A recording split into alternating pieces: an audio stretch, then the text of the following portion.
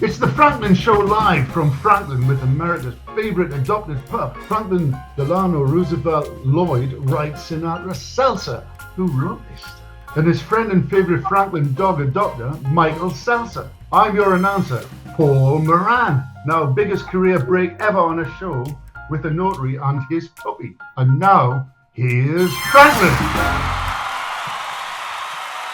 All right, thank you to my great band and to my announcer who probably won't last a week because they never do. I don't know what it is about these announcers, you know. Most announcers on the old shows would hang out and watch the show, like Ed McMahon would sit there with Johnny. You are correct, sir, yes! These announcers just want to come in and do their little intro and then leave, and that's why I get a different announcer every week. Anyway, I'm going to saunter over here and have a seat and talk to my public about something that's been bothering me, and it's been in the headlines lately. And so we all know there's been a little dust up over at our competitor network, CBS. They fired that guy. I don't want to mention his name, but his initials are Stephen Colbert. And there's been a lot of solidarity, people surrounding him with support, all the other talk show hosts, Well, before I became an international superstar myself, I was a businessman, okay? I understand a P&L sheet, profit and loss. That show was losing $40 million a year. So it's very safe to say this was not a tough decision for CBS to make. And by the way, they were paying Stephen $14 million. So the big news is, yes, I'm in negotiations with CBS because I'm willing to work for $13 million. So it's just that simple. It's all a matter of common sense and dollars and cents. And that's all I have to say about that. Oh, it's my executive producer, Carrie Lazat. Well, Carrie, you're looking so good today. And my gosh, your beard is fabulous. Carrie.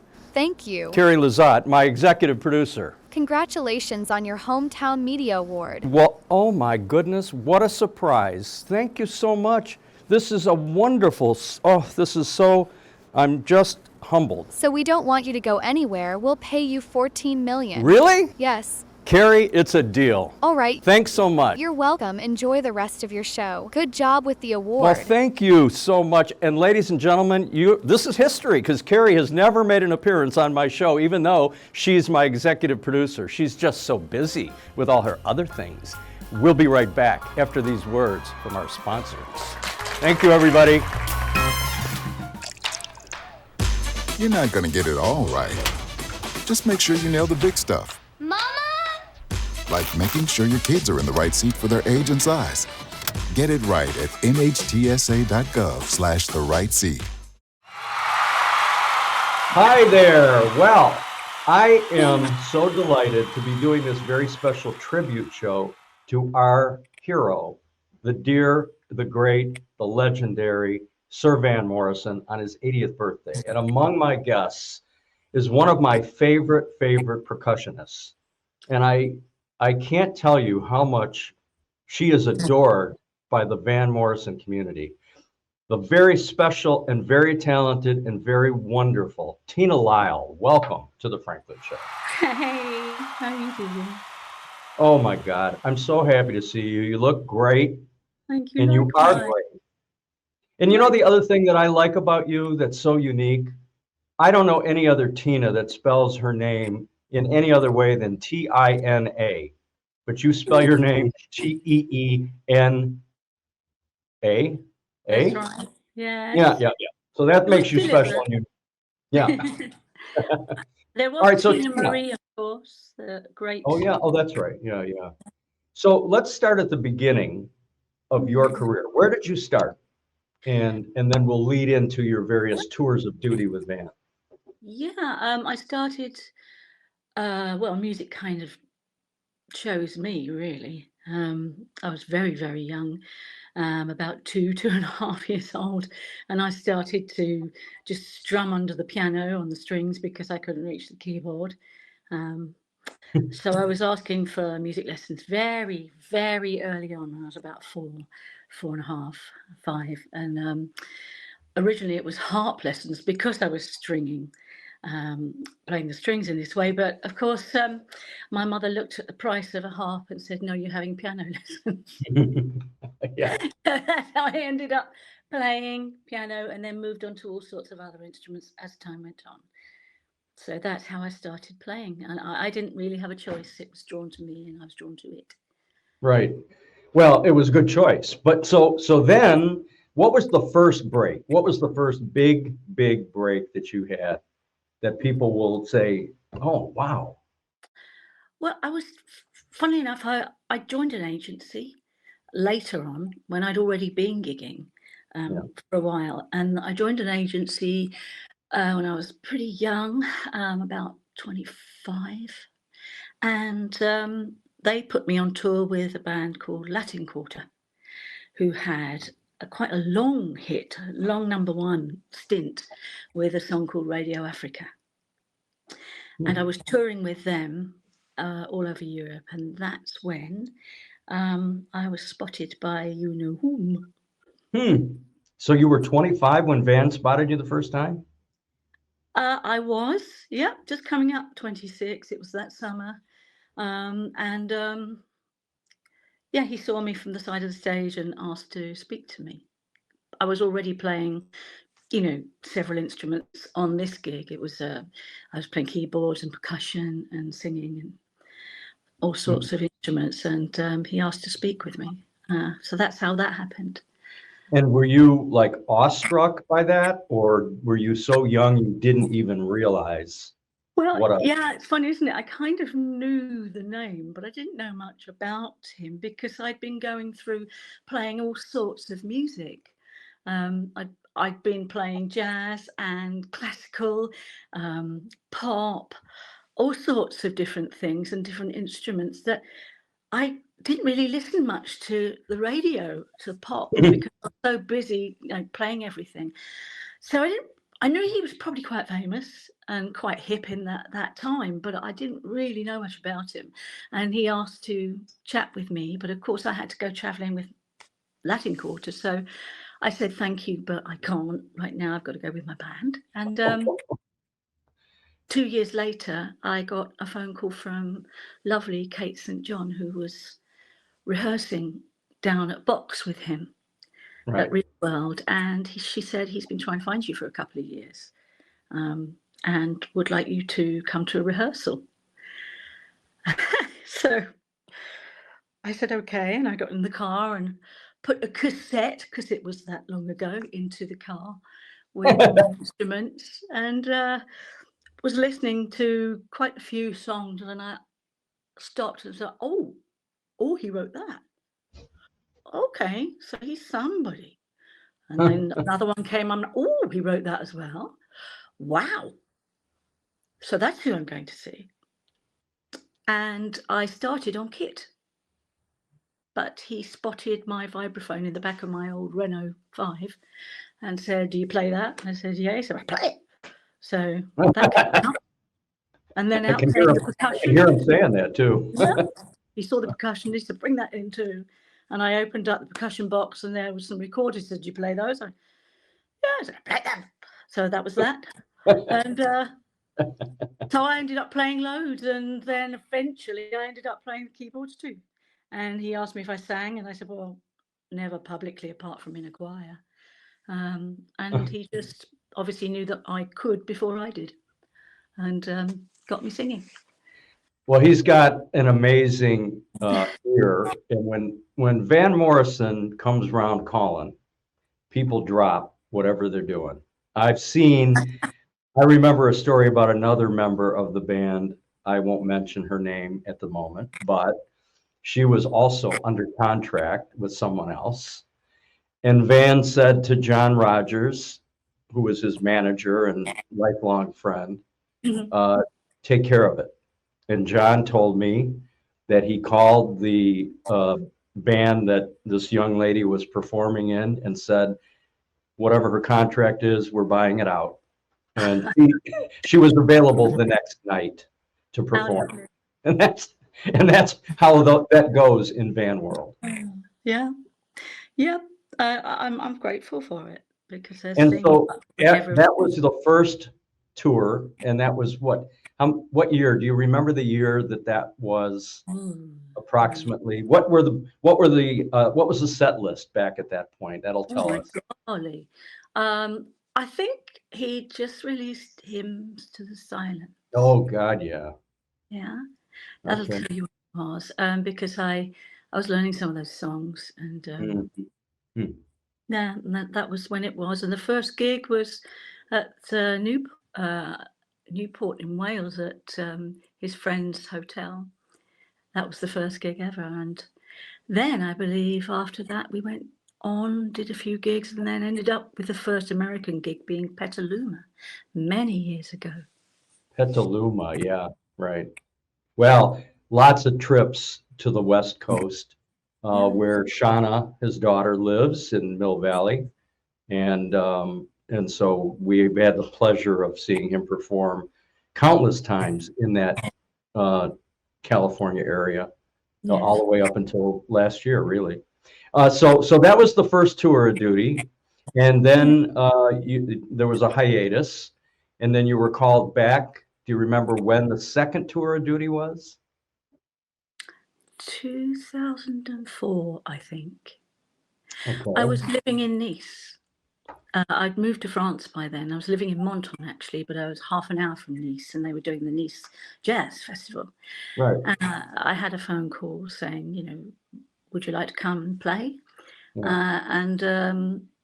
So I chucked everything in the car and drove down to Nice and did a lovely gig with him. And I was just basically told, just do you, whatever that is. Which was nice. And at the end of it, he said, well, that was fun. Do you want to stay for the rest of the week? And then I think I stayed for another 4 or 5 years. That was a long week. Wait, so you played Montreux in that period, yeah? I believe so, yes. That would have been the second time. Yeah. I think the first time was in 94. Right. And then the second time, would have been during that period. And then there was yet another tour of duty. When was that? That was, again, I was in France, and I'd moved across to southwest France from southeast, and I got a phone call. I believe that was, it wasn't a phone call. It came through a little sort of nothing agency I was joined to. And it was an email saying, again, he'd been trying to find me and would I be interested to join. And that was about 2017, earlier, start in the autumn. And I was driving through sun-speckled plane trees, going to teach English at a wine domain so that they could market their wine in English. I was thinking, do I want to give this up? It took a little while. I put the phone down and said, give me a little minute. And I thought about it, and I thought, well, maybe this might be the last time. So I said yes.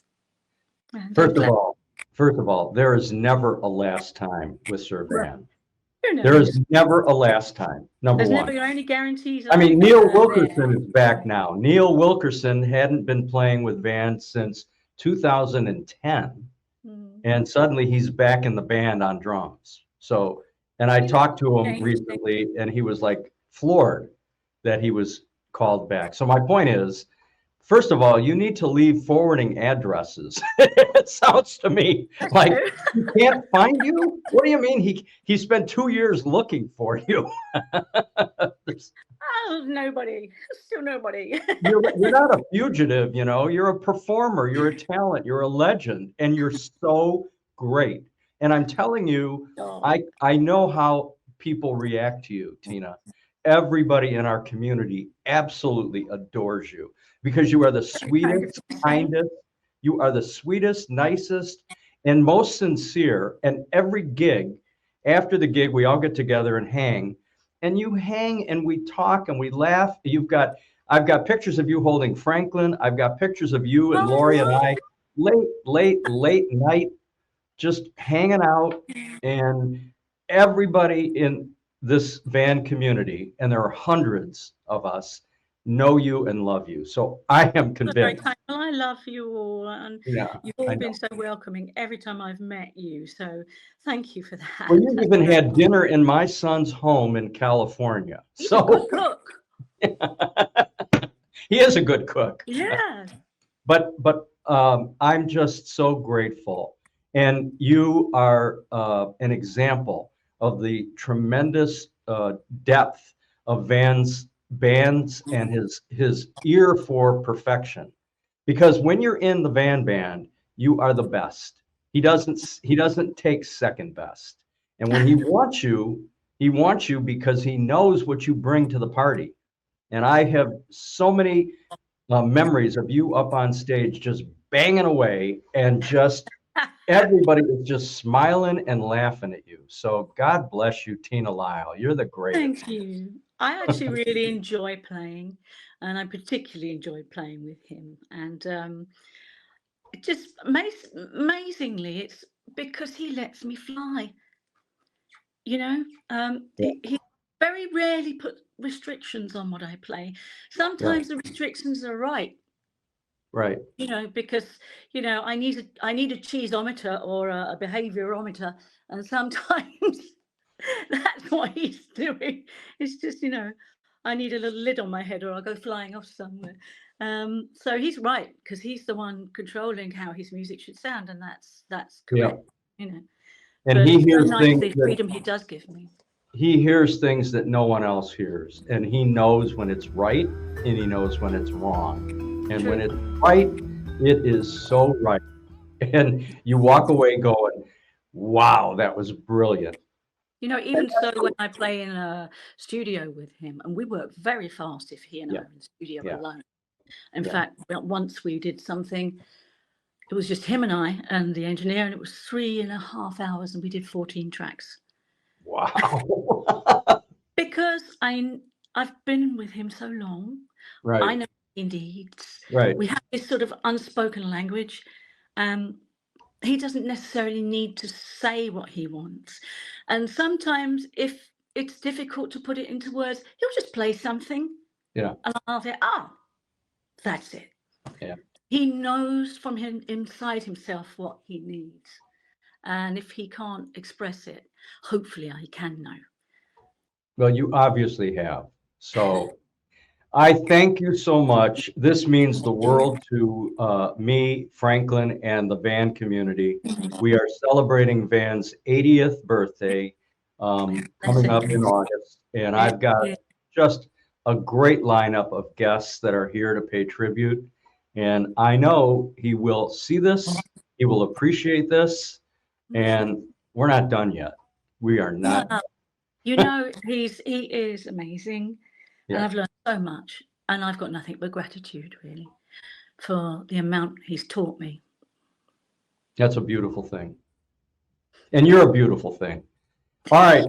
I'm gonna let you go. I love you to death. Lori sends her best. Franklin is very happy to see you. Look, he's very happy. Hi, Frank. Look. Thank you. It's Tina.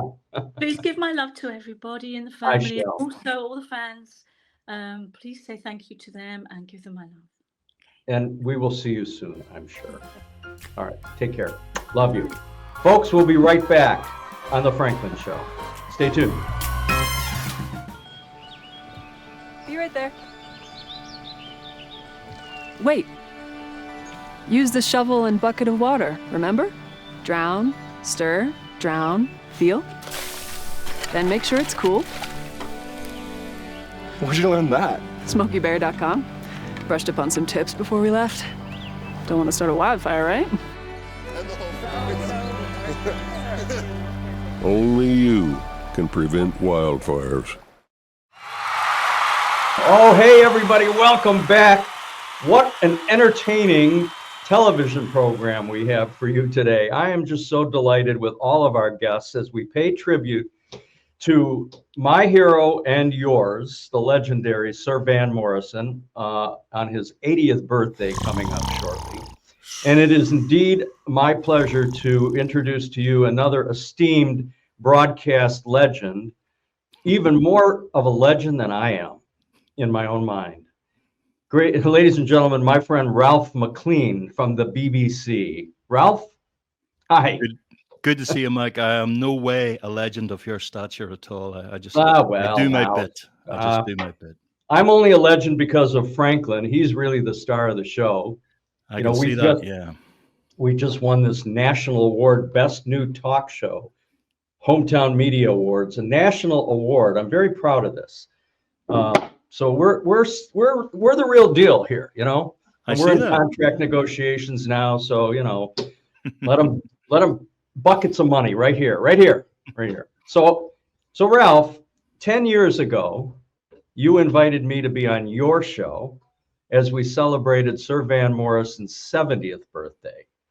And what a great honor that was, and what a great time we had in Belfast for that major event. So dusk falls as Van Morrison finishes his second concert of an unforgettable day. But what was the verdict from his fans? We had a vision of what this could be on Cypress Avenue. It's the hallowed ground, you know. I mean, it's just spectacular. You remember it well?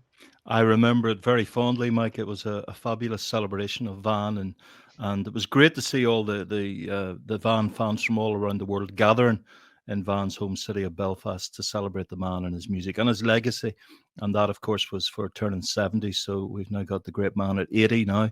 So 10 years ago, Mike, it doesn't feel like it, but it was quite the gathering.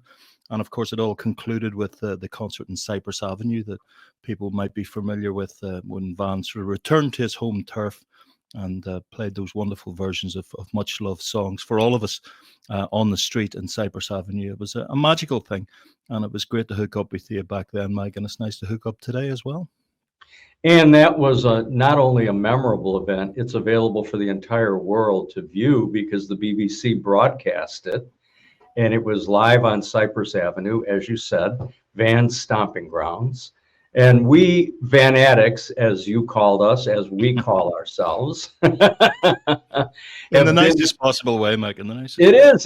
Listen, man, I celebrate that. You know, we have been doing this, Lori and I, back and forth to Belfast, I don't know, dozens of times now. And I find it to be one of the nicest places to visit. The Irish people are so loving and so interested in why we've come over. And every time I check through security and they look at my passport and they say, you come back here a lot. Why? And I say, Sir Van Morrison, come on through, fella. It's the international language, isn't it, Mike? It is, the language of music, you know. And we've been to Hindford Street where he grew up, which is now going to become a museum. And, you know, we've been in the Hollow where Brown Eyed Girl was written, down in the Hollow. And so it's just a tremendous celebration. And I am so looking forward to returning once again in just a bit for Van's 80th birthday in August. I'm sure you'll be there. We'll reunite. And and you've done so many great tribute shows to Van. So do you want to talk about that and your personal experience? Well, I've been a fan of Van's music now, Mike, for decades. The first time I saw Van was, I was thinking about this earlier when I knew we were going to be chatting, and it's quite a while back. It's back in the 1980s. 1988 was the first time I saw Van at the University of Ulster in Coleraine on the north coast here in Northern Ireland, where I'm speaking to you from today. I'm up kind of near the Giant's Causeway here, if you're familiar with that part of Ireland. And there's a big university here, and I went to that university, and Van did a little in conversation thing with some of the academics at the university back in 1988. So this is around the time of Irish Heartbeat. And he did a few performances that day as well with Derek Bell on stage. So it was my first time of seeing Van, but I had been a fan of Van up to that point. Bizarrely enough, maybe not bizarrely at all, but strangely enough, I first came to Van through the music of them because I was and am a big fan of that British R&B rock and roll movement of the 1960s, and them are very much at the forefront of that, as you know, and the wonderful recordings that Van made in his brief time with that blues wailing band, Them. So I came to Van through that. I always thought as a youth of Van's music as being almost for real grown-ups. There had to be a real sense of maturity about it. And so as a kid, I preferred the kind of garage band sound of them. But as I grew and as I got to see Van more and more, more the doors opened and more the sense of a man who is, I think, Ireland's greatest living poet. And I think he's a remarkable artist, and he's a seer of visions, and he's somebody we should champion on a global stage, because his music speaks to people all over the world. So since that first sighting of Van live in 1988, I've seen him on many, many occasions. And some really big gigs, as I say, some very intimate gigs, some little charity gigs. And he has never failed to impress me. There's always a sense of, there's a sense of wonder, as the man himself would say, about Van's performances. And, you know, you may not get it all the time, but you get these glimpses into behind the veil, if you like, if you want to be W.B. Yeats about it. You get these little glimpses occasionally. And it's worth it for that. It's worth it for the moments of connection. I once interviewed Van and asked him what it was all about, and that was his line, was it's all about connection, Ralph. So I'm very much a believer in that. You know, it's little moments, magical moments that come and kind of touch you. And you get those at Van concerts, you get little moments where it seems, you know, transcendence is in the room. I'm sure you've had them as well, Mike. And like I say, you don't get them all the time, but then again, you can't get magical moments all the time. It wouldn't make them magical then, would it? So it's these ideas of seeing the odd moment of Van where you just get a glimpse of this sublime vision that Van can bring us. And so, yeah, lots and lots of gigs down the years since that 1988 first viewing of Van. And I have to say, I've been fortunate enough to present radio shows for the BBC, present some television shows for the British Broadcasting Corporation down the years as well. And many of those have featured Van as well, like you rightly say, paying tribute to Van, chatting to you guys from the perspective of the really in-depth fans who travel the globe to see Van and to support him and to champion his music, but also just to play the music and just to kind of get the music out to as big an audience as possible. I think that's what I've always tried to do. We did a rundown of Van's 70 greatest songs for his 70th birthday, and I'm currently in the process of doing 80. So over the next 4 Mondays on BBC Radio Ulster here in Ireland, but it'll be available, of course, globally through the BBC Sounds app if you have access to it. Every Monday we will count down the top 80 tracks chosen by listeners. So that's been fascinating, because you get lots of the big hits, the essential tracks, but you also get lots of beautiful little gems that you maybe have semi-forgotten yourself. So it's always fascinating to see what people pick out and why they pick it out and what it means to them. So yeah, I've done these tribute shows. I've had the good fortune of having several big sit-downs with Van the man himself. They've been very revealing and very enjoyable. And when you're in the company of Van, if you're talking music, then you know you're talking to a man who just lights up and just really loves to discuss his passion for music. And we've had the pleasure of doing that a few times. And who knows, in the future as well, perhaps we'll get to chat again. But it's been an absolute pleasure for the last, whatever it is, since 1988, Mike. You do the math, but it's been an absolute pleasure, and I hope it continues, because the music continues. That most recent album, Remembering Now, is beautiful, I think.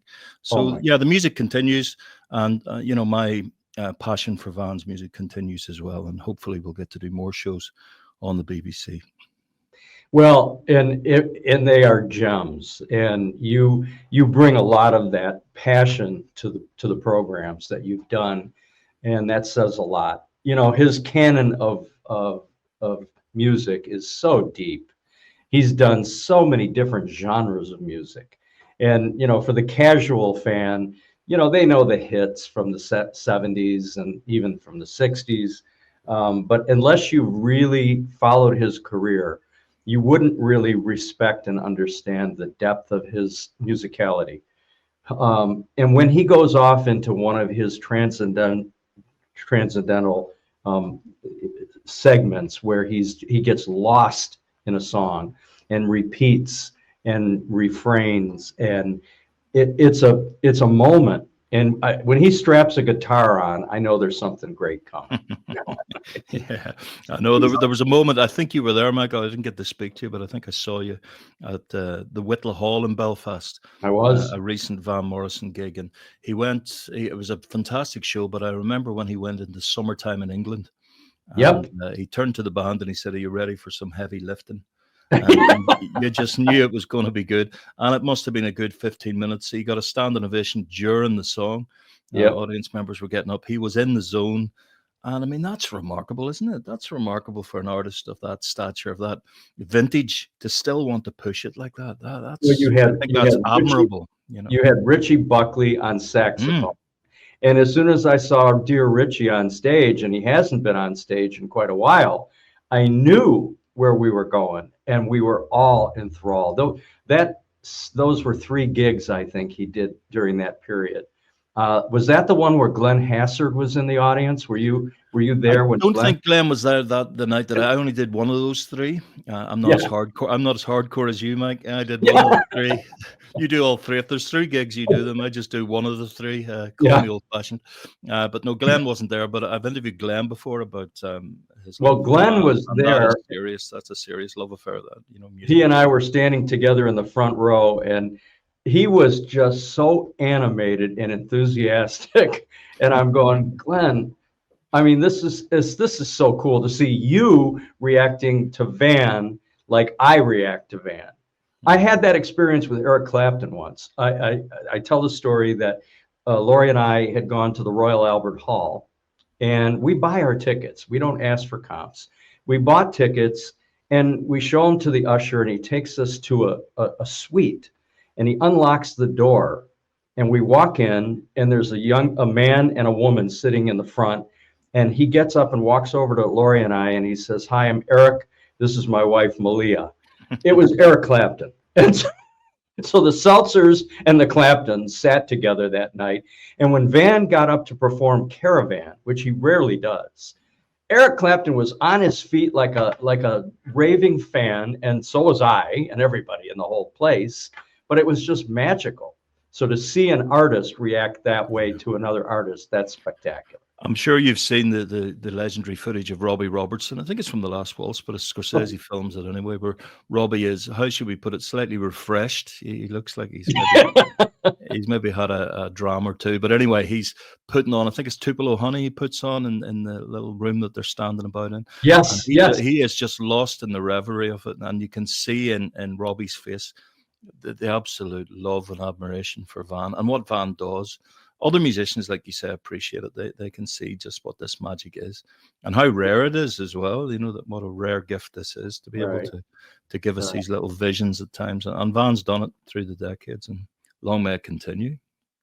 80 years old and still killing it, and dropping new music and dropping albums. Like, I mean, in the last 2.5 years, he's released 5 new albums. And I guess he feels like he's got archival stuff that why keep it in the archives, right?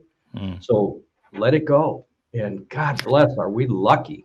The work ethic of Van is phenomenal. I've always kind of tried to point that out to people, you know, and the music industry is sometimes accused of being full of slackers and people who take 5 or 6 years to release an album. But Van's the direct opposite, you know, and like the song says, I've been working. You know, he's a working man, and he views it as a job.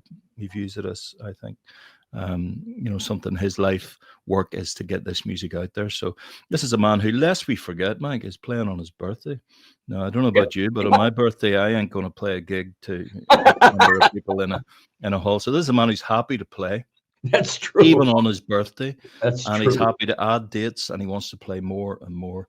And for him, it's a life mission, I think. And boy, we've been lucky to be around to witness parts of it, at least, you know. And I will say that I've had so many incredible, great interactions and memories. And the greatest thing, and you knew this when you did the Van Addicts show, which I'd like to include a clip of in this show, is that we've made friends, international friends, all over the world, whose sole interest is in Van's music. That's what brought us together.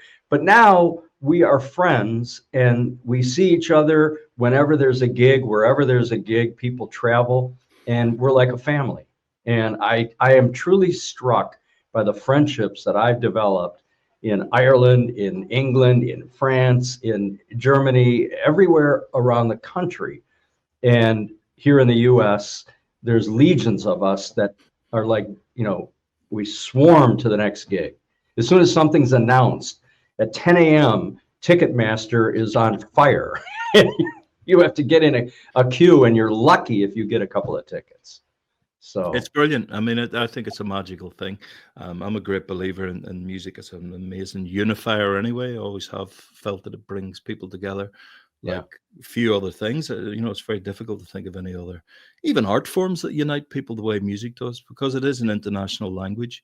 And, it breaks down barriers of language. It breaks down barriers of culture, of politics, of everything. It's purely this magical world of music. And, we all come together and we all celebrate it, and we have a common cause, don't we? We want to discuss the new album. We want to discuss what he's going to do at the next gig. We want to discuss what the lineup of the band is. We want to discuss what vintage tracks he might drop on us or might not. And this, this is a magical thing. It keeps us coming back for more. And I can think of very few other art forms that have that ability to bring us all together and give us good times, which we all need. Everybody needs a good time, and Van gives us that and has given us that. And boy, it's some back catalogue. I've been listening back to a lot of stuff because with the 80th birthday coming up, we have the top 80 countdown on the BBC, which I'll be doing on my shows. But I'm also curating a Astral Weekend, which I know you'll like the title. An Astral Weekend, which is on BBC Radio Ulster, which will be across all the programmes, taking a look at, perhaps the walking tours that you can do, having a look at some cookery related to Van, so there's potted herrings and Paris buns and things that Van. So it's a whole across the Radio Ulster schedule on that weekend, the 30th and 31st of August. We will have an Astral Weekend. I like the title. I'm a man who likes titles, Mike. And I love that. That's a title that I like, an Astral Weekend. So it's different ways of celebrating Van and looking at his spirituality, perhaps on some of the more religious programs on the Sunday morning, perhaps, and then looking at his love of nature through the gardening program. So all these different shows, which normally wouldn't have any input into Van's world at all, will be kind of connecting in. And it's all about connecting, isn't it? It's all about communication. Sure. And that'll be an interesting little thing as well, something a little bit different. And then there will be on BBC Radio Ulster on the radio, because it hasn't been in the radio for a long time, a chance to hear an edited version of Cypress Avenue itself, the 2015 gig. So it's getting a rare radio out, and it's been available on the iPlayer for television viewers for a while. But it's getting an outing on the radio as well. So lots to celebrate to do with Van, certainly through the BBC. And we'll try to get that. Happy to be involved. We'll try to get that schedule here on the show so that people can follow. Because I want to drop this show very early in August, and you're going to love the lineup. We've got Paul Moran coming up next. Oh, great! Paul's brilliant. Yeah. I had Tina Lyall on earlier. I've got Jay Berliner from Astro Weeks coming up later. Wow. Yeah, so I got a good lineup of guests, and I know there are a lot of people looking forward to this. So, by the way, is your lovely wife, Carrie, also going to be doing some Van broadcasting, or is that? She will. Carrie opens the station every Saturday and Sunday morning. She has the early morning show, so she will have the pleasure of opening up our Van Astral Weekend. So she'll be playing a classic Van track on the Saturday morning. And then the very last thing you'll hear on Radio Ulster on Sunday night is a show called Sunday Club with Kathy Clugson, and she'll be finishing off her show with a suitably reflective Van track as well. So Van's kind of bookending that Astral Weekend, and rightly so. That's the way it should be. That's the way it should be. When a man like this turns 80, he is our greatest. I think he's Ireland's greatest living poet. He may be the greatest in the world in actual fact. And I think that we're alive in the same time as him is something to celebrate. And we will celebrate it, all of us, and we will celebrate it together. Van at 80. Well, Van and I celebrate our birthdays together a week apart. I'm September 7th. He's August 31st. We're both Virgos, and we'll be celebrating together. And I will look forward to seeing you and hearing you over the next few weeks. It has been my pleasure and honor to have you on our show today. Mike, it's been a pleasure as well, and keep the faith and keep passing on the good word about Van. And I'll see you in Belfast for the next Van extravaganza. Good man. You betcha. Ralph McClean, thank you so much for being here on the Franklin Show. We will continue this loving tribute to our friend and legendary Sir Van Morrison right after these.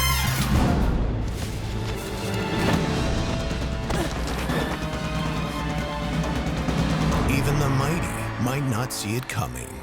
It's prediabetes, and it captures 1 in 3 adults. But you can escape. Take the 1-minute prediabetes risk test to know where you stand and prevent or delay type 2 diabetes. Be your own hero on smartphones everywhere at doihaveprediabetes.org. Hey, we are back on the Franklin Show, and I am so delighted. We're doing this wonderful tribute to the legendary, iconic, spectacular Sir Van Morrison on his 80th birthday coming up. Franklin and I are so pleased and privileged to introduce a man who we adore, who has been a good friend and a talented member of the Van Band for longer than most. Ladies and gentlemen, my friend and his, Paul Moran. Welcome, Mr. Paul. Great to be here, Mike. I'll give you that $100 I owe you later. Yeah. So Paul, you were Van's musical director, I think longer than anybody, right? 16, so. 17 years? Long, but it was around about 16, just over 16 years, I think, till 2022. And then, I had a couple of years break, and then Van released two new albums last year, which I was featured on, and he asked me to come back and MD the band for 2 special one-off concerts in Brighton in England. And that was an absolute pleasure. We had a full extended brass section for those shows, and we had an absolute ball. The album that we were promoting, the new arrangements and duets, featured an extended brass section. So Chris White and myself, we got the opportunity to write some scores for a bigger band lineup, and we had a ball recording them and a ball playing them live. So that was my last work with the band, which was September, October last year. And I missed those gigs, and I'm sorry that I did, but I have been back to Belfast a few times this past. Well, I can see that you're obviously a superstar now, so you haven't got time to do all of these things. And, I'm in demand everywhere. And let's face it, Mike, you're not any younger, I mean. That's right. And you recently in your private Concorde jet every 2 minutes, Well, hey, give me a break, man. We just sold our home, which you have been a guest in. We sold our home after 30 years. So we're homeless now. We're homeless and unemployed. You just have to live in your Bentley convertible. Yeah, right.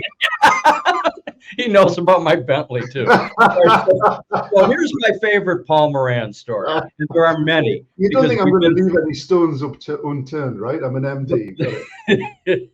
My favorite story is that we're in the lobby of the Sunset Marquis in LA. Yeah. And Van is performing in I think the Hollywood Bowl, or I don't remember. Whatever. The Hollywood Bowl that evening, yeah. Yeah. So I'm standing there talking to Billy Bob Thornton, and Billy Bob says to me, "What are you doing here?" And I says, "Well, I'm here, because I do the Franklin Show. I'm in demand everywhere, but I'm here really to see Van Morrison." And he goes, "Oh my God, I love Van Morrison." And I said, "Well, don't look now, but his musical director and keyboard star is walking our way. His name is Paul Moran. Let's have some fun." So as you start walking towards us, Billy Bob says to me, "Mike, I'll tell you what, I love Van Morrison, but that keyboard guy sucks." And you go, "Who's this guy?" And I go, "Billy Bob, I'd like you to meet my friend Paul Moran, Van Morrison's keyboard artist and musical director." Billy Bob and Paul hug each other after they realize putting this on. And then you spent the next half hour begging to be in his band. No, I did not. He spent the next half hour begging me to come over and record with him in his band. Yeah, I know that fully well. I said we'd have to take all those bandages off first. It's quite discerning. That was the funniest. He was a very cool guy to talk to. We had a great chat. Yeah, we had a great time. Now, do you remember why Billy Bob was in that hotel? Do you remember the story?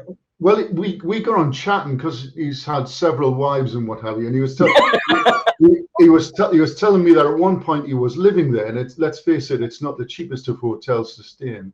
Correct. And he said he lived there for 3.5 years. I thought, wow, okay.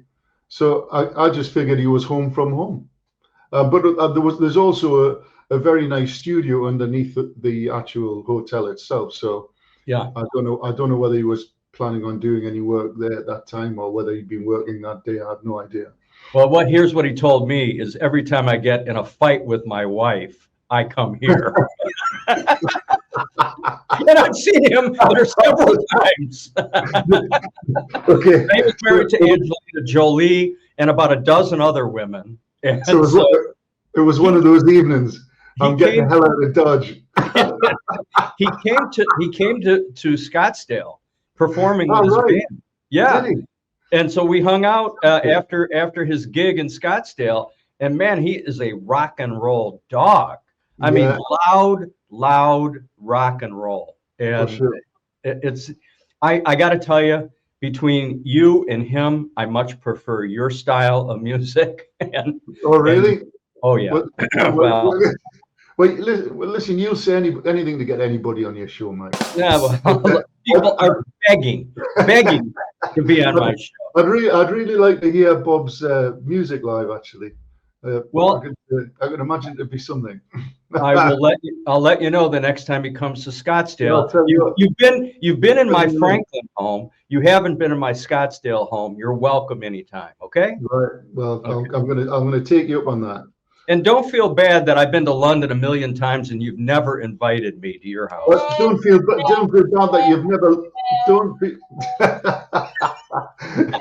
feel bad that you've never rung me and said, "Hey, Moran, I'm in town."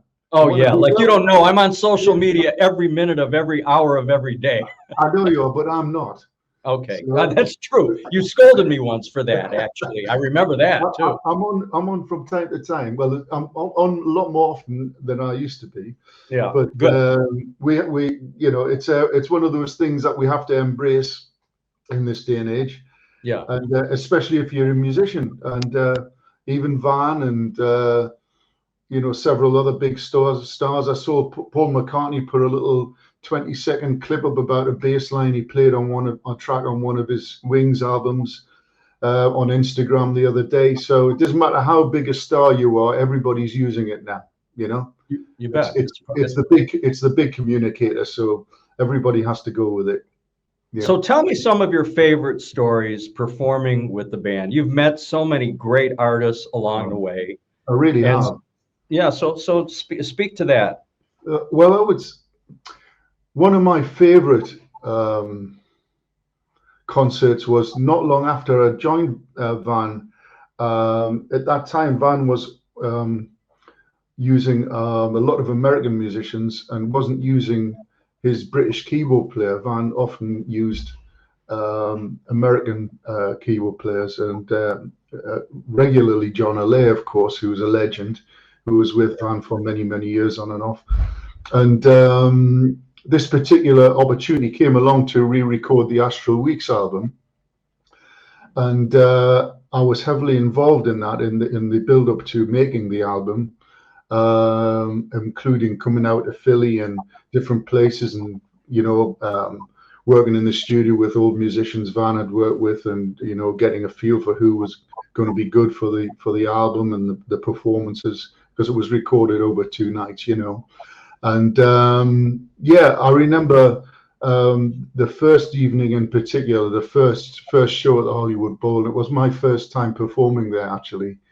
So we had it was a big band, a big lineup, lots of additional musicians, a string quartet, and I remember halfway through the set, just looking out there. Van was giving it the beans. I was right on it. The whole band was cooking. And I'm looking out, and you've got that typical LA orange sunset going down behind the Hollywood Bowl audience, and everybody's got candles and lighters out and the whole thing. And I just thought, wow, it doesn't get much better than this. So that's one that sticks in my mind. And I was there, obviously, for those 2 gigs. Yeah. And that was the beginning of the Astral Weeks tour, which was supposed to be a one-off, right? Yeah. And it was recorded, and you can watch the video and you can listen to the CD. Yeah. And somebody had written a note to Van from the audience and put it backstage on a chair. And that Okay. somebody said, you really need to take this out on the road because this is just too good to be a one-off. Yeah. And I'm told by Pete Parsons, who is the tour manager for the band, that Van and a young woman whose name I won't mention had read the letter during the break and began contemplating that letter. I was the one who wrote the letter. And 2 months later, they announced they were taking Astro Weeks on a 26-city tour. And Lori and I traveled to 21 of those 26 cities. Fair play. Fair play. Yeah. And Jay Berliner was in that band. That's right. And he's going to be a guest on this very special episode. He was the original member of the Astro Weeks 1968 band. He was, yeah. And 40 years later, he came back to do the Astro Weeks live at the Hollywood Bowl. That's right, yeah. So that was a thrill, that particular show. And then, as you say, I think we played that album for about a year on the road. Yeah, right. It was a hell of a long time. And we just had a ball doing that, an absolute ball. So there's occasions like that. I remember one very special concert where I worked with Tom Jones for the first time, and that was at the O2 Arena in London. And that was an absolute pleasure from all aspects, because when I arrived, Tom Jones asked to see me. He sent his son up, who was his manager, Mark. So Mark Jones came up to me and he said, "Oh, my dad would like to meet you before we start the sound check and you start working together. You know, he hasn't met you before." I said, "Okay." And I thought that was a really nice touch. So I broke the band for 10 minutes. Van hadn't arrived at that point. We were sound checking and running a few things. And I went round to Tom's dressing room, and we stood and had a good old natter, and he was telling me about the old days when Van lived in Notting Hill Gate in London and stuff. And we just had a right old chat and really warm, get to know each other sort of for 10 minutes, get together. And then we both walked on stage and got on with it. And that show that night was fantastic. Tom was guesting with us. He was also supporting us. So he was playing with his band after us, I believe. But we had him get up and do 3 or 4 numbers during the show. And the whole night was absolutely spectacular. And of course, the O2 is a terrific arena. Not the easiest place to get good sound in, but a terrific arena. So there's certain shows like that really resonate with me. So there was also a show, and I'm struggling to recall the name of the actual theatre now. It was a very small theatre in New York State, but right up northern New York State. And it was so old, this place. It still had a bellhop backstage with the wooden wooden elevator, you know, taking you up to your dressing room and all that jazz. And I think it was called Massey Hall. Yes, it was Massey Hall. I do remember. It was Massey Hall, and the reason I knew it was Charlie Parker and Dizzy Gillespie during the bebop era recorded a fantastic live concert there, which I had on vinyl. Wow. So for me personally, it was a big deal to be backstage in the same dressing room as those guys, playing the same venue with Van, you know. Yeah. So there was certain sort of moments like that where it was sort of pinch yourself moments where you think, wow, this is great to play with heroes and play in special venues, you know. Right. And I mean, over 16 years, you played in hundreds of venues all over the world. Yeah. Is there a standout venue? Like, I remember when you guys played at the Fox Theater, that one of the members of the band was posting pictures of every little nook and cranny of that venue because it's so majestic and spectacular. It was Andy, our lighting man. Oh, right, yeah. Andy Shaw. Andy was like so. I had a pint and a curry with him last night. I hadn't seen him for about a year. Oh, God bless, We man. got together and had an Indian meal and a pint of beer. I know that's your favorite thing. Every It's gig. an English thing, you know.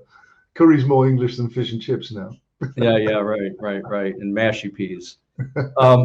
And so, and the other thing is, Paul, you know, because we've been such ardent fans and followers, we came. You've become close friends as well. I mean, we used to see so much of you guys, you know. Right. And I'll never forget your generosity. Yet again, I had not been in the band very long at all, and it was my first visit to Detroit City. And I remember you taking myself and several members of the band over to the Motown Museum. Yeah. And that was a great afternoon. And what was really funny was when they were showing us Berry Gordy's makeshift echo chamber, which was basically he had his various singers singing into the roof through the skylight to create an echo.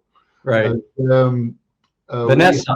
We had Vanessa Haynes with us, who's becoming quite a big star now, doing Aretha Franklin shows here, and she's doing some really major work. She's doing very well, and rightly so. And she was with us on that occasion. Yeah.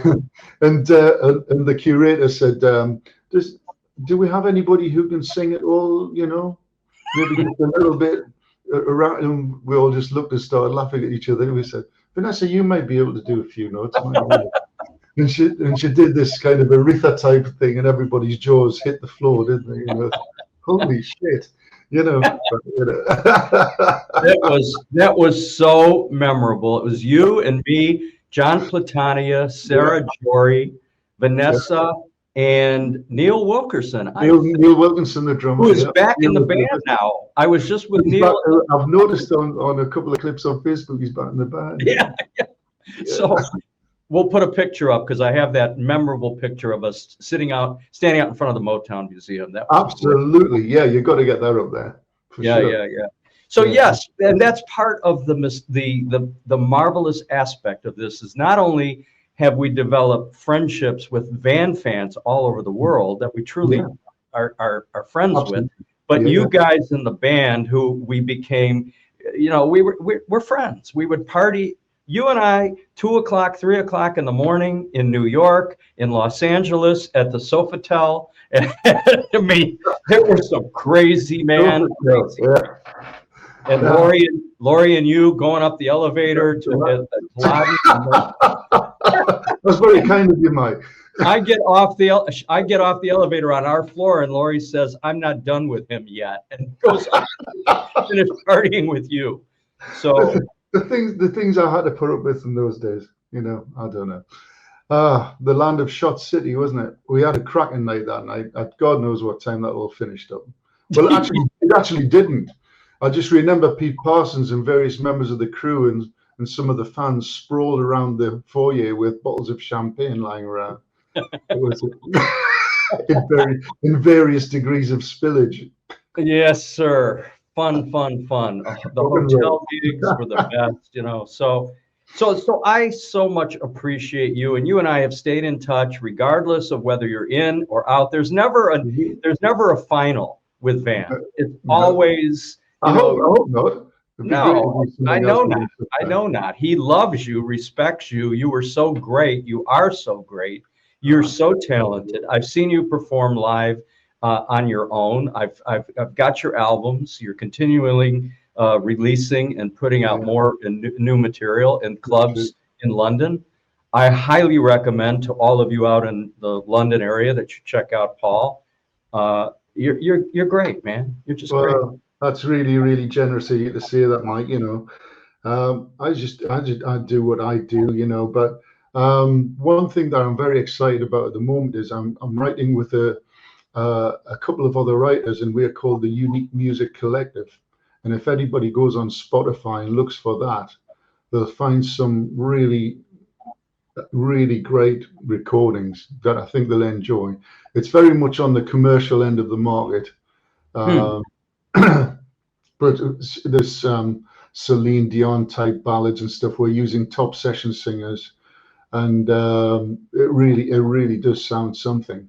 So I would recommend anybody who likes good production, good songs, and good playing to have a listen to those. I'm also working with a very talented singer called Oriel, and we just released her first single, and it's a remake of A View to a Kill, the James Bond theme, interestingly, and we've stripped it bare. So as whereas the Duran Duran version was a full-on production track, we've taken it down back down to piano and just strings and her vocals, and that sounds really really terrific as well. So there's some good stuff going up out there, you know.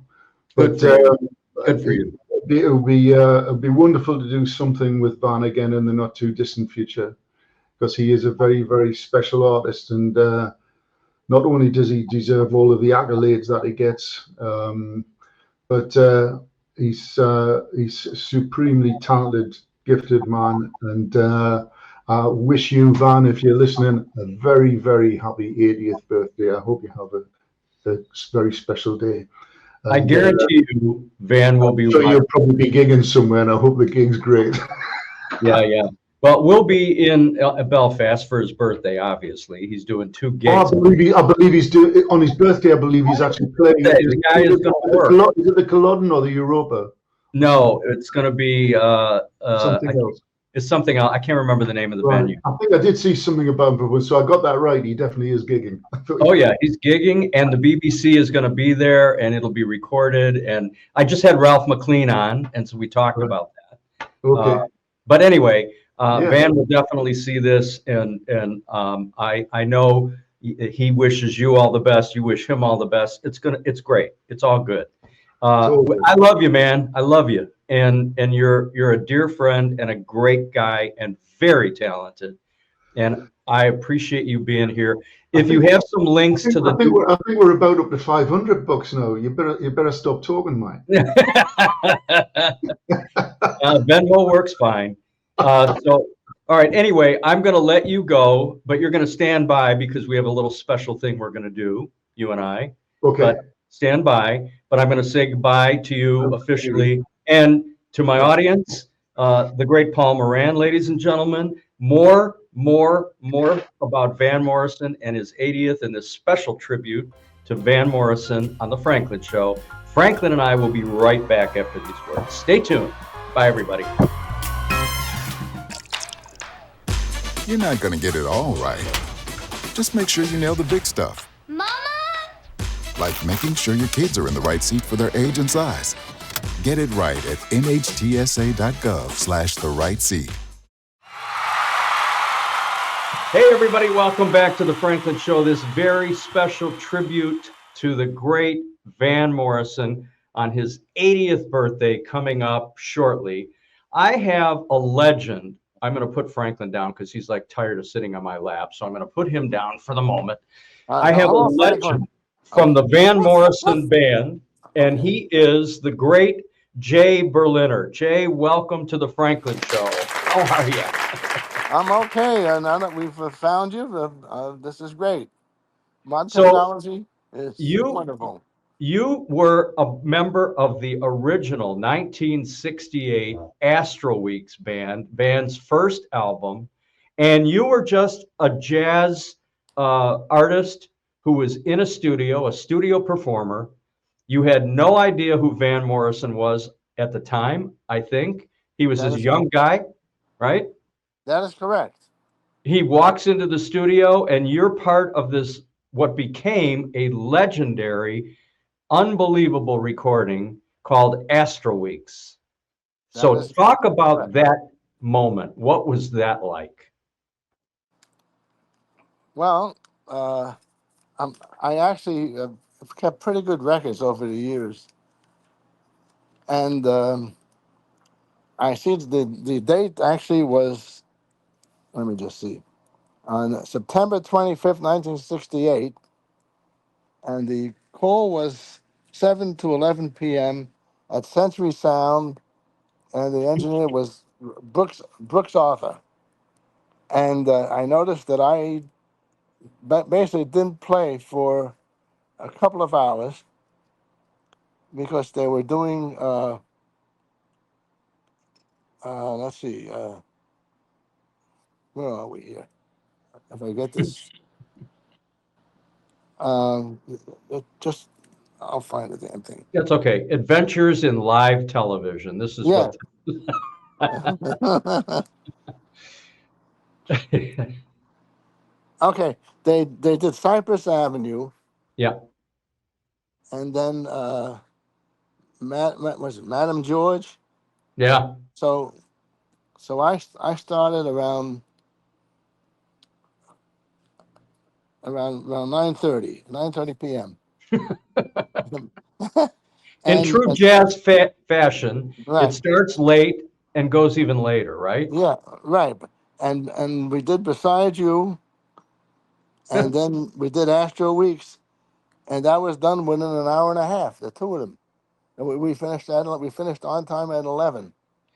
And did you have any interaction with Van Morrison, or did he just come in, he sang his parts, he directed you guys, and then he left? Or how did that go? Well, there's no interaction. This I get into the studio, and this is kind of a little guy. After as I'm saying, walks in, he goes right past us, and he goes to the vocal booth. And this was kind of a homemade vocal booth. The Century Sound was Brooks Arthur's new studio, and he hadn't finished everything. So the booth had a cutout so the person inside could see out, but Van was too short. So we couldn't see him. We could hear him in our headphones, but we could not see Van. But as we started to run down, just get a balance of all that, I started seeing white smoke in there. So all I could see of Van Morrison was white smoke in the booth. That was that it. imagery is spectacular. All right, so you never really got to know him at that point. He just came in, did his thing. He had written this unbelievable, I would say the first rock opera, really.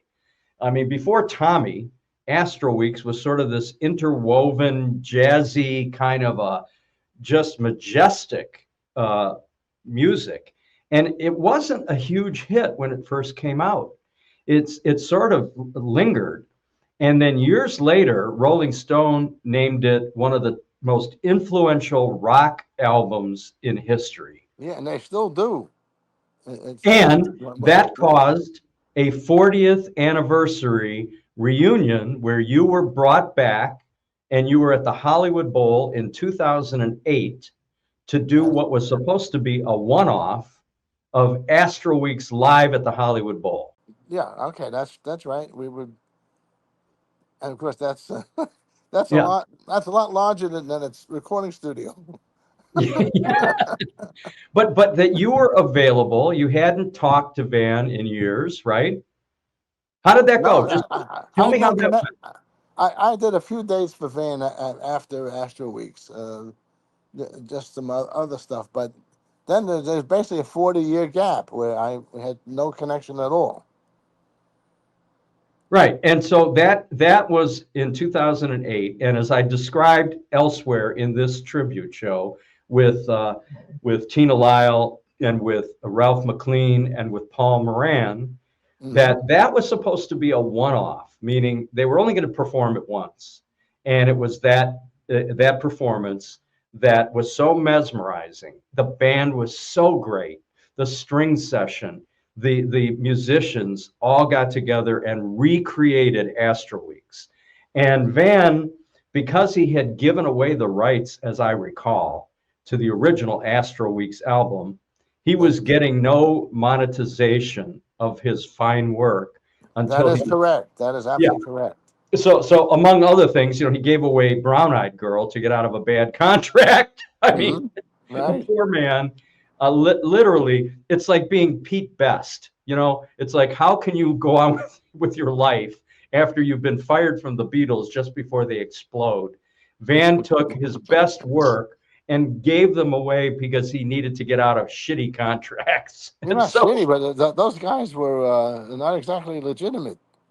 yeah, okay, well, that's a whole nother story that we may or may not do. In my previous show, before I did the Franklin show, I had an investigative series called Hard Seltzer. I don't know if you knew that or not. No, I didn't. Okay, well, that's because it's a joke. But in any event, we would have drilled down on the mystery surrounding Van Morrison's Brown Eyed Girl and Astro Weeks being given away because there was something funny about the deal. But anyway, so Jay, I meet you back in 2008, and you're sitting in the audience at a theater during rehearsal, and I go over to introduce myself as Van's favorite fan, and you and I began a friendship from that point forth. And Penny, your beautiful wife, and Lori, my beautiful wife, and you and I would get together whenever we could. Well, I would come to New York. You're working in Chicago on the stage for how many years now? 40 years? It's not 40, but it's close to 29 now. Well, see, I'm an exaggerator. That's what I do for a living. I exaggerate. No, look, 40. Well, actually, the Chicago has run over 11,000 performances now, and I've played over 9,000 performances of it. Okay, so that's and impressive. that's why I sound nuts. That's why you are nuts. But so that's impressive. You're a fabulous musician. But Van Morrison loved your work, and you went on tour with Van after Astro Weeks, and for what, 3 or 4 or 5 years more? I don't remember. Yeah, off and on for until COVID. Oh yeah. Okay. Yeah. So almost 10 years. Yeah, almost 10 years. And Van, I know, loved performing with you because you had that flourishing guitar style. It was just so beautiful. And as you would be playing, Van would be going, yeah, yeah, yeah. And so I know, so he kind of turned me on, so I started getting, a little more out, a little crazier, and he has such a great sound system, because I was using a nylon string guitar with a pickup, but the sound was excellent. It was filling up the hall, and when I really dug in and did things, it sounded like a huge instrument, but it was just a 6-string nylon string classical guitar with a pickup.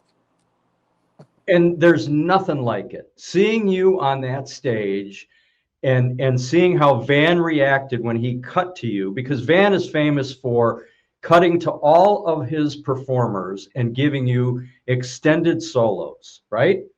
Yes. Very generous.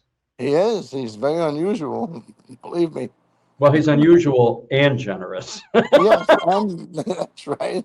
So that's kind of like me. I think that's why Van and I get along so well, because I'm very unusual, and some might say generous. But anyway, I loved watching the interaction between the two of you, because I knew how much he admired your work, and he's been quoted as saying, having the opportunity to work with great legends like Jay Berliner. That's huge from Van, right? It certainly is. I'm absolutely flattered and honored. Yeah. And so now you're still performing in New York on Broadway every night in Chicago, right? It's 8 shows a week. Good God. It's a ridiculous schedule, but that's the way it is. That's the way it is. And you love it, right? You love it. I love it, but I'm not playing guitar in the band. What are you doing? I'm playing banjo. Well, hell, I could play the banjo. Hell, I could play the banjo. I'm playing really hot, like 1920s, 1930s plectrum banjo. With all kinds of glissers and crazy things and all that. But it sounds. I really sound like I've really studied that era. And I'm also playing mandolin, where I play licks, sometimes almost orchestral type of licks, and then I play a baritone ukulele, and I use that for kind of rhythm effects or for arpeggios, and that's I'll plug it. That raindrops keep falling on my head. The B.J. Yeah. Thomas. That's the uke I played on that record, the same uke. Wow. Wow. And so it still sounds great. It's kind of beat up, but it's got a unique sound. And Well, 9,000 performances later, you're still doing that. That's incredible. yeah, which is totally opposite for, because most of my career I did studio work. Right. So in studio work, you're running from one day to the next, to the next, to the next. Each day can be totally different. You might be a movie, you might playing rock and roll on some. Then you're playing like a concerto kind of thing. Then maybe you'll be playing a bossa nova or a Spanish thing, or could be any. So that's what I was used to doing. I did that for 20, 25 years until it started dying out. Yeah. And this is the total opposite, because you're playing the same show every night. I So thought at first I thought, am I going to be able to live through this? Well, evidently you have. Now I you also played with Harry Belafonte.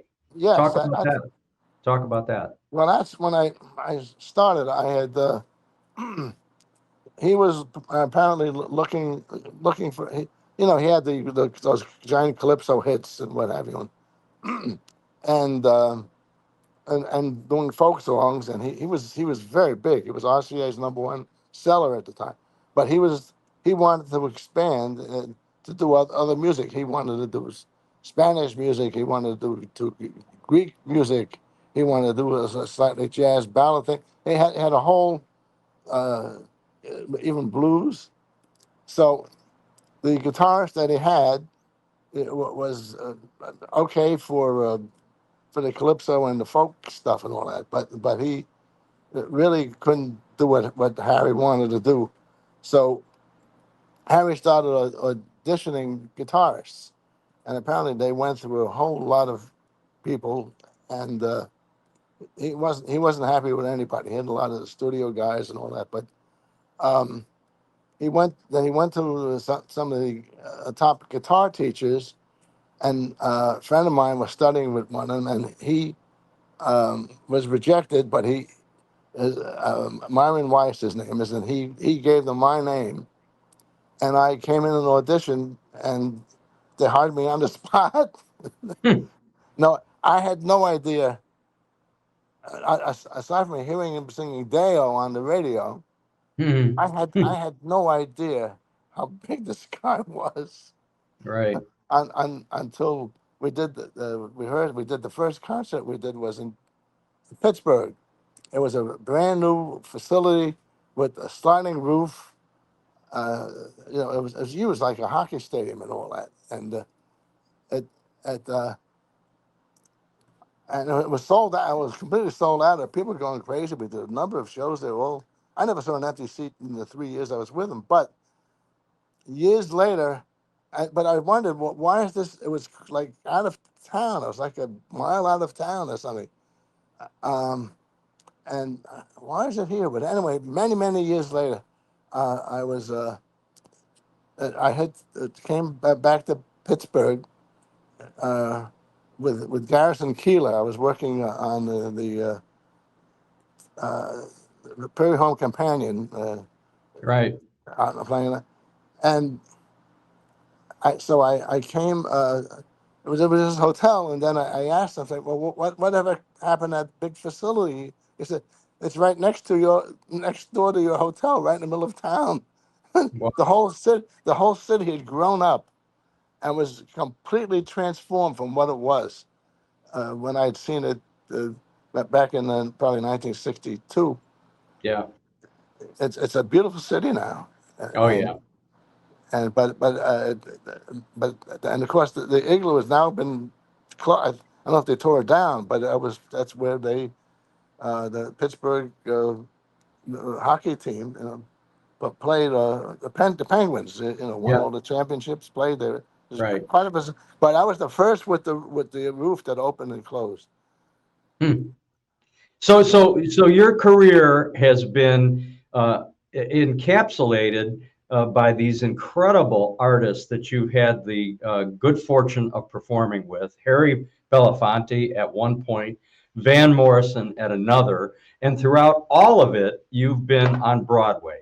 So, I mean, that's a pretty lovely resume, and you're an amazing guy, and I'm proud to know you and proud to call you a friend, and that we've stayed in touch all these years, even though you haven't been traveling with the Van Band. We check in with each other because we became friends, and I appreciate you, and I appreciate you making yourself available for this special tribute to Sir Van on his 80th birthday. Well, I'm sure Van's probably still in good shape because he's still performing, is he not? Oh my God, he's performing on his birthday, Jay. Well, there you go. There you go. He's unstoppable. He's not only performing once, he's performing twice. He's put out 5 albums in the last 2.5 years, and his latest album is just killing it on the charts. He's #1 in the UK with the brand new Remembering Now album, which is really one of his best works. And that's wonderful. And has the Belfast Down to Joy title track on that album. So yeah, Van has taken great care of himself. He's hitting 80 like he's 60. He looks great, he sounds great, and fans are still falling all over themselves to get tickets to the gigs. So nothing's changed, man. Remarkable guy, and remarkable repertoire over the years. I mean, he's written what 500, 600, 700 songs, all of which he can recall at any time. Always amazed me with the right tempo and the right key. So how the hell does he do that? He walks into a studio, he knows exactly what he wants, and he assembles a group of artists to back him, and the rest is history. So, Jay Berliner, I want to thank you very much. I'm glad that I was able to get you on the show today. I appreciate you, and I appreciate your contributions to the Van legacy. You're a big part of it. Well, thank you, and I'm so delighted that we were able to do this, and I'm honored to have been played with Van on some very significant recordings and performances. You bet. He's one of a kind. There's only no question. Van Morrison. There's nobody else like it. I love the story about him going into the booth and you couldn't see him because the window was higher than he is. Yeah, we could hear him, but never saw him. In fact, that's all you needed. When they did the playbacks, normally the artist will go into the booth, into the control room, and listen in there. He never came out of the booth the whole time. He was in there in the clouds, so whatever was in there. That is quintessential Van Morrison. It's a great way to leave this. Jay Berliner, thank you so much for being here. I appreciate you. God bless you. Take care of yourself. Thank you very much. My pleasure. All right, folks, we'll be right back with more exciting and entertaining Franklin Show right after this. When it comes to making plans, you are the best. The same way you plan each detail for those moments, start planning to protect you and your loved ones from a natural disaster. Protecting your family is the best plan you can make. Well, how about that? Was that the most entertaining 30 minutes or 60 minutes or whatever? I don't know how long the show was because I get so lost in my guests. We have such great guests, so many great stories, and thank you to all my fans for writing in. Yes, we'll be making more tickets available so you too can be in the audience. In the meantime, thanks for joining us tonight, and we'll see you next week right here on the award-winning Franklin Show.